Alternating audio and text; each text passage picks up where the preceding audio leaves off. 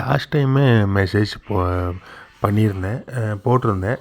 இந்த மாதிரி Thailand, Malaysia, Germany இதுக்கெலாம் ஆள் வேணும் அப்படின்ட்டு. எந்த ஒரு ரெஸ்பான்ஸும் இல்லை. பட்டு யாராவது இன்ட்ரெஸ்டடாக இருந்தாக்கா நீங்கள் வந்து கமெண்ட் பண்ணுங்கள் உங்கள் நம்பரை. நானே உங்களுக்கு காண்டாக்ட் பண்ணுறேன். அது இல்லாமல் பெங்களூரு, சென்னை அந்த மாதிரி ஜாப்பு வேணும்னாலும் சொல்லுங்கள். ஃபுல் அண்ட் ஃபுல் வந்து செஃப்பு மட்டும்தான்.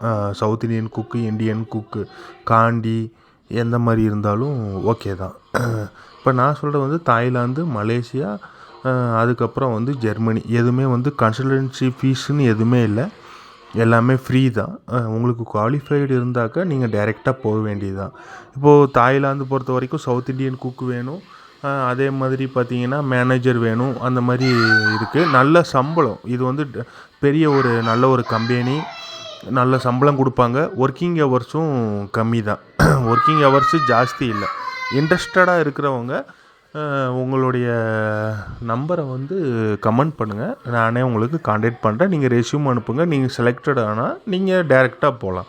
உங்களுக்கு அதே மாதிரி வந்து எந்த ஒரு ஃபீஸுமே கிடையாது, இன்க்ளூடிங் மெடிக்கல், அதுக்கப்புறம் வந்து மெடிக்கல், ஃப்ளைட் சார்ஜு எல்லாமே கம்பெனியே பார்த்துக்கும். நீங்கள் எதுவுமே ₹1 செலவு பண்ண வேண்டிய அவசியம் இல்லை.